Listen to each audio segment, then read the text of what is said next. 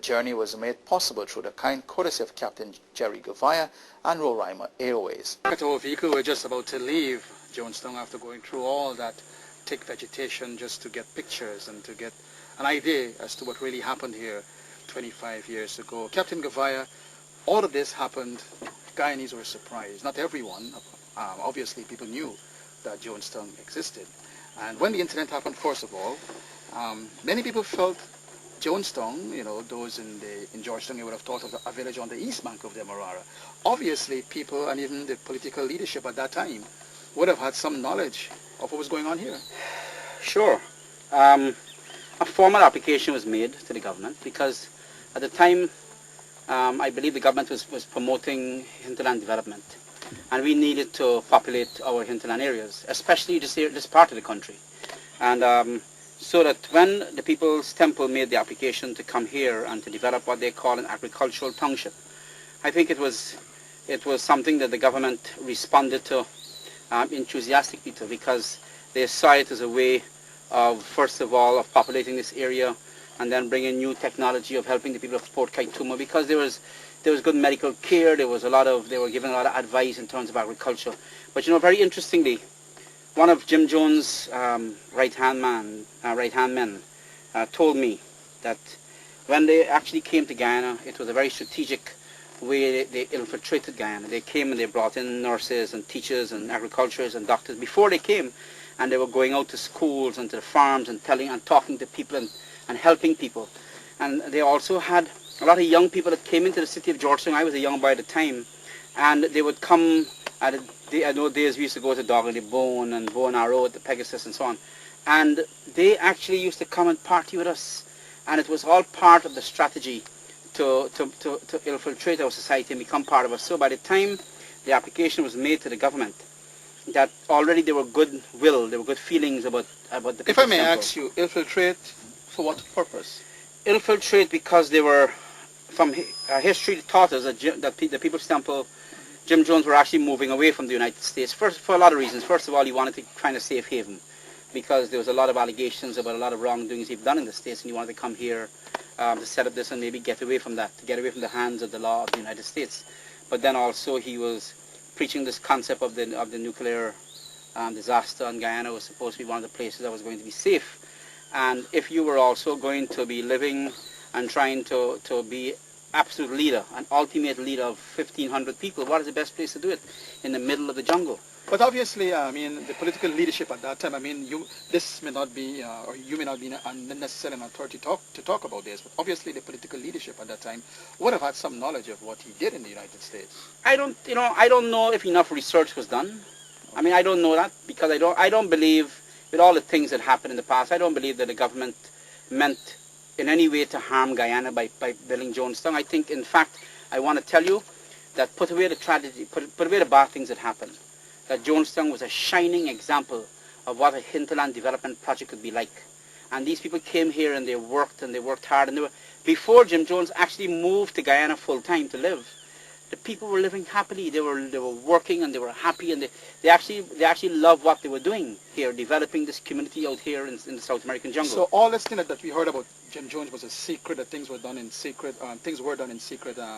these allegations, they're not true. Well, like you said, I'm not an authority. I could just tell you from a young man growing up at that time as a young army officer, that even when I was in national service, when I was at base at Papaya, and we used to come with the boats, and when we got to Mabruma, the People's Temple's boat, they had like a trawler. They used to give us a ride up to Port Kaituma, and I used to sit in the boat and speak to many of the young people from the People's Temple, and you know, they were regular young people, and they were saying what they were doing, and that they were working and they're developing this community, and this community is going to be a model for the rest of Guyana and the rest of the world, and it was a utopia.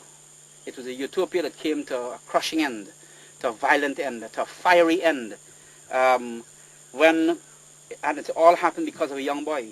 There was a young boy that Jim Jones claimed to be his son, and I'm deliberately not going to call any names, but the family, the husband and the wife, the husband actually took Jim Jones to court and got a court order from our High Court that Jim Jones was delivered a boy, and Jim Jones had no intention of delivering that boy, and I think it all came falling apart as a result of that, because then a lot of focus started to be placed on Jonestown, both now from the Guyana side of it and from the United States. And that is what brought the congressman, because by that time now there was a lot of allegations about brutality and victimization and torture and sex, and which was shocking the communities, because he was doing a lot of good things. In fact, Jim Jones got two sons.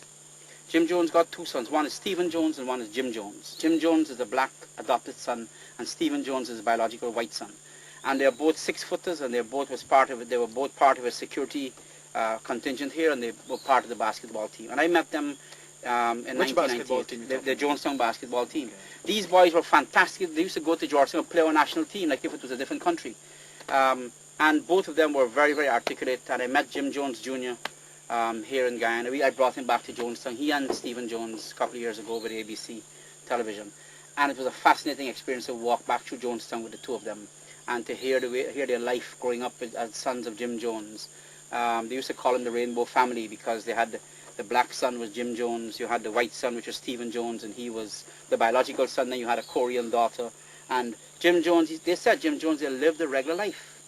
And they never knew what their father was doing until later on. So they were living here not knowing of all these allegations? When they knew that, to control a community of 1,500 people, to do the things here, there must be punitive action that is going to be taken and so on. And sometimes what is wrong, what appears wrong to the world and the outside, when you come into a close community like this, it looks like part of the disciplinary, and people kind of get away with things. And if you don't stop it early, when you start to have an absolute leader, the danger with an absolute leader, he starts very slowly. This is important. I want you to... An absolute leader starts very slowly. He starts picking on one person, and then he gets everybody to agree with him that this one person is a danger and enemy, and he penalizes this person. And then everybody forgives the leader for being harsh with this one person. And then he starts with the next person, and then he starts with the next person, until he got absolute control of the entire community. And so the minute you see an absolute leader start to butt his head, his colleagues need to harness him. All right, before we go, Captain Govaya, we heard so many rumors after this suicide, and there were so many things said that Jim Jones didn't die, that he didn't, he left the country, and all of that. We all know the history. For the record, he shot himself. I saw him. I saw the body. Okay. He was dead. And can you say where was the bullet wound? By the time I saw him, it was a couple of days into maybe Tuesday or Wednesday. I can't remember the exact time, but I didn't. I mean, it was all in here was hell. It was smelly. Bodies were decomposing, and but we saw the body. We saw the body on the Monday, briefly, because by that time the security was taking control of the place, and so it was just a matter of, it was cursory looks. But there was a lot of gold in my own plane on that Sunday night. I remember leaving Sunday afternoon very late, or the Monday in fact, flying out of here with there was a bag of gold. Raw gold. Okay. That was when we got to Ogle, the police and some very senior functionaries escorted away from Ogle. I don't know where it went and what became of it, but I know that there was the officers that came in found the passports and currency, but all these things happened with the police and the army in control. And then when the U.S. came, of course, these things were probably, I don't know if they were handed over. I don't know. I was too young. Now, finally, the bodies, 914 people, were each body placed in a coffin, 914 That's right, coffin. that's right, that's right. They were all placed in body bags and flown out of here and put on C5s and flown back to the United States. In closing, I just want to leave with you a little quotation that Jim Jones had, and he used to tell his followers, and that quotation was written on a board and used to be right over his head where he used to sit in his chair. Those of you who would have seen pictures, and if possible the movie, you would have understand what I'm talking about. The board said, "Those who forget the past are condemned to repeat it." 25 years after, we are here, and for the families of those who would have passed away, and even those who would have survived, the memories would be very, very painful.